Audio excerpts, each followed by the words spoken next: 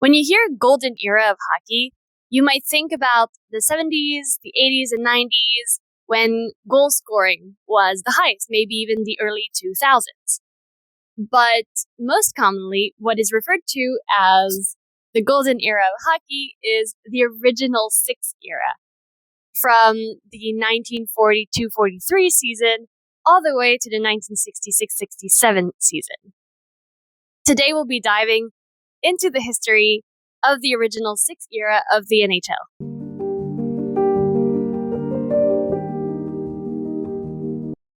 Hi, I'm Ava and this is Caelia.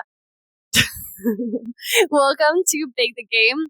For more hockey history and marketing, subscribe to the channel and like this video. It's quite late, so I'm sorry if I look tired. I just came back from a really long day at work and there's no more light outside and I'm just wearing a comfy hoodie. It was a long day. So first let's start with the 1940. The original six era was born right after the Great Depression, and the beginning of the war forced the Brooklyn Americans to close down their team, leaving the National Hockey League with only 6 teams. The Toronto Maple Leafs, the Montreal Canadiens, the Boston Bruins, the Blackhawks, the Detroit Red Wings, and the New York Rangers.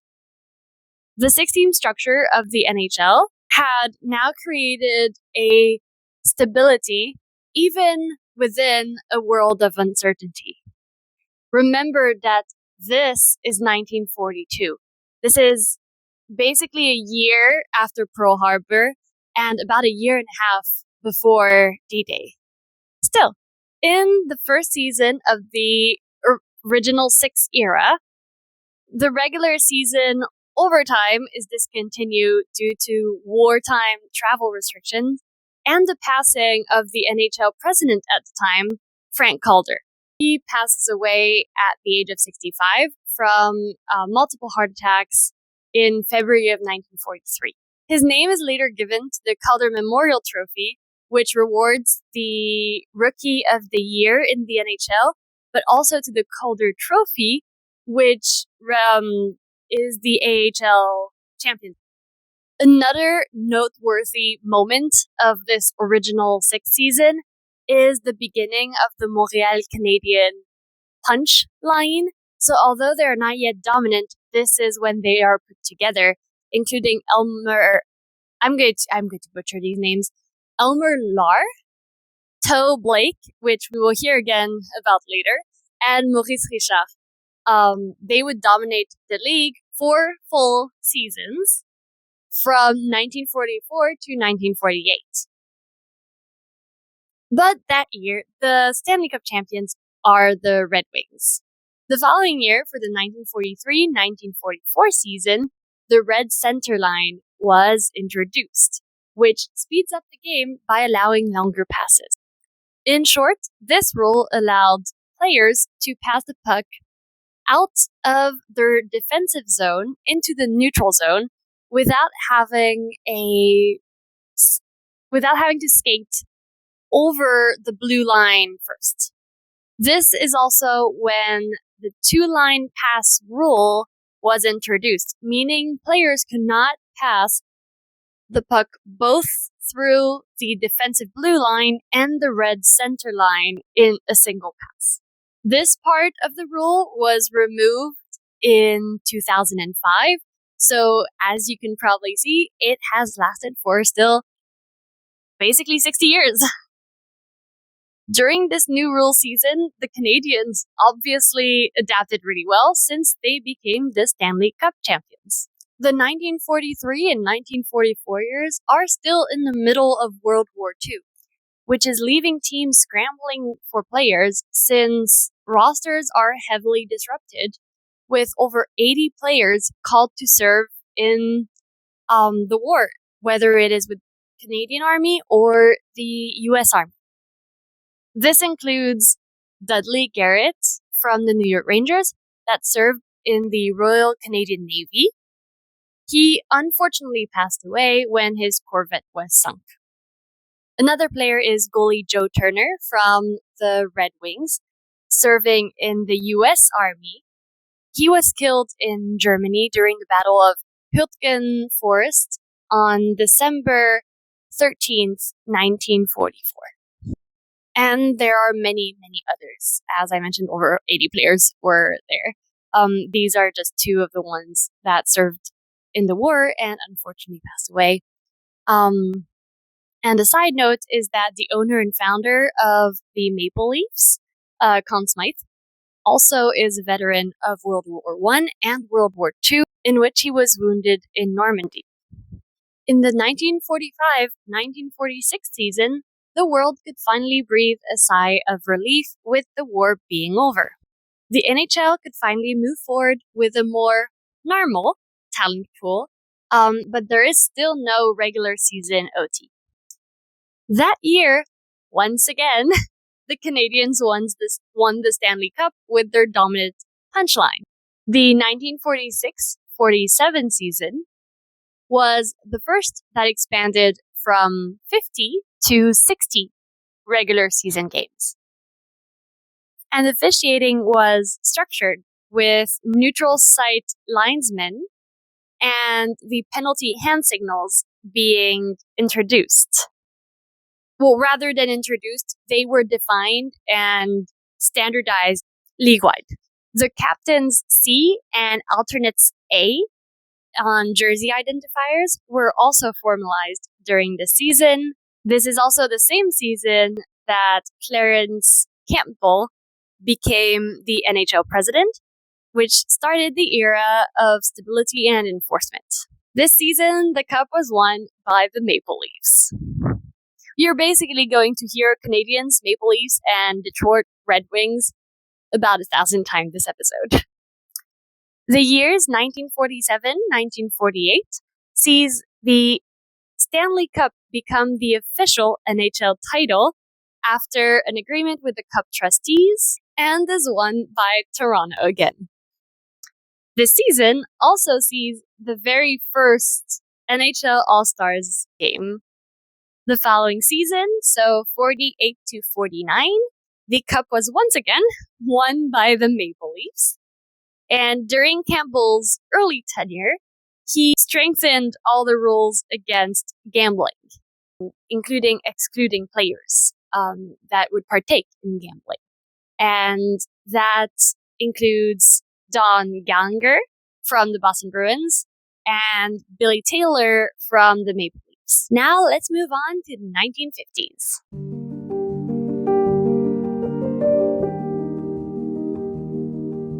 The 1949 and 1950 season saw another schedule growth, going from 60 to 70 games. This season, they also have a whiter ice mandate to make sure the puck stands out when watching TV.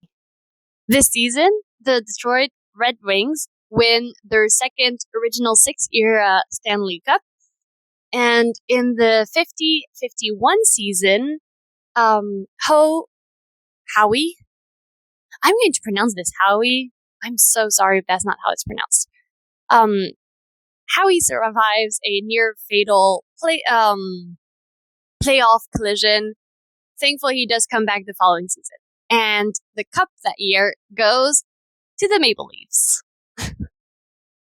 How many times am I going to say Maple Leafs in this video?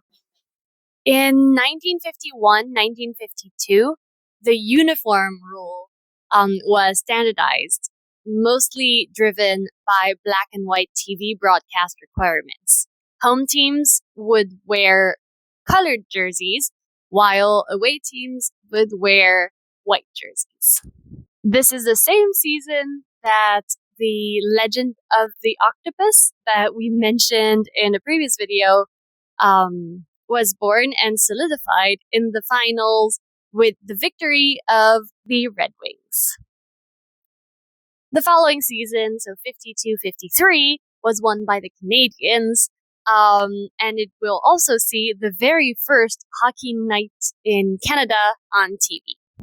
During the 1953-1954 season, the exclusivity of the Stanley Cup is reinforced. This is an NHL's trustee deal that enables rejecting external challenges to the Cup, such as the Cleveland Barons in 1953. They attempted to join. They were originally rejected in 1953, but this agreement basically makes it automatic. And this season was won by the Red Wings. In 1955, the Red Wings win the Stanley Cup again. But that year, that is not the headlining event. The headlining event is on March 17th, the Richard riots happened. So this is named after Maurice Richard. Why did I pronounce it in the American way and then pronounce it the French way? I'm not sure. So after Maurice Richard, after Richard was suspended for the remainder of the 54-55 season for hitting a linesman. Montreal fans considered the suspension way too severe, while fans from other teams found it almost not severe enough. On the day of March 17th, Campbell attended a game at the Montreal Forum, and fans were not thrilled about that. So that provoked a riot that started at the Forum and then spilled onto the streets of Montreal, costing thousands and thousands and thousands of dollars of damage, 37 injuries, and 100 arrests. The fans only calmed down after Richard himself went and publicly accepted the punishment for his actions. From 1956 to 1960, the Montreal Canadiens went on a winning streak under coaching of Toe Blake that we mentioned earlier, beating the Red Wings once, the Boston Bruins twice, and the Maple Leafs twice. This dominance impacts the game really strongly because in 1956, the power play rule changes because of their dominance.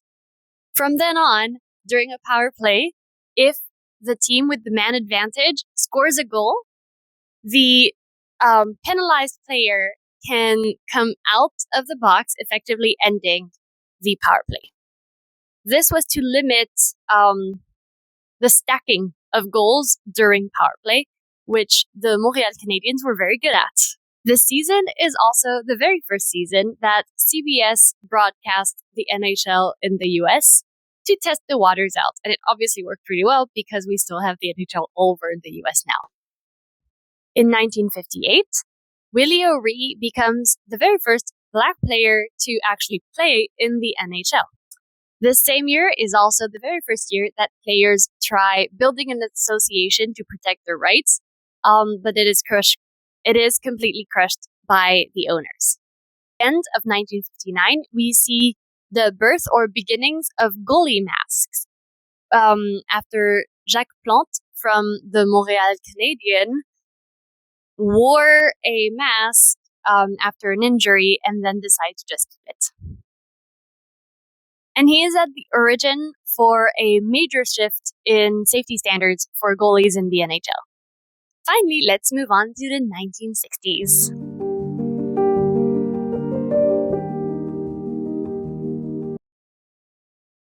The 1960-61 season is won by the Chicago Blackhawks. Yay, a different team, finally. The following season was won by the Maple Leafs, again. And the Hockey Hall of Fame finds its final home in Toronto. And the Maple Leafs also go on a winning streak from 1962 to 1964. In June of 1963, the very first NHL amateur draft is held in an effort to move away from direct sponsorship rights. And in 1964 is the first real league expansion discussion happening. It is a debate, and mostly over West Coast additions to the league. During both the seasons of 1964-65 and the 1965-66 season, the Montreal Canadiens go and win 2 more Stanley Cups. And they are again under Toe Blake's coaching. At this point in 1966, the owners of the NHL have agreed to add 6 more teams to the league. The expansion plans are now formal, with franchises awarded to LA, Minnesota, Pittsburgh, Philadelphia, San Francisco, Oakland, and St. Louis. All of the expansion teams being in the US, this sparks major outrage with all of the fans in Canada. And it is still a debate today, considering most of the NHL teams are in the US, with very few teams actually being in Canada. Hockey is a Canadian sport, after all. The 1966-1967 season is the very last season of the original 6 era, with a 6-team structure and 70 games. This is also the debut season for Bobby Orr with the Boston Bruins, and not only does he become a legend, but he also marks the beginning of a new era of hockey and skills. In 1967, Players' representative finally managed to create the NHLPA, NHL Player Association, that we still have today. This is to protect players' rights in front of all the team owners. This final OG6 season is once again won by none other than the Maple Leafs. Thank you for sticking with us, during this video on the history of the original 6 era. If you want to see the next part of NHL history, please subscribe. This era is often called the golden era of hockey, and it is for a very real reason, is that it developed the sport of hockey the way we know it today. And yeah, if you like this video, please like, comment, and subscribe. And finally, we will leave you by saying, may your team score many goals this week. Bye! Don't want to say goodbye? It's okay.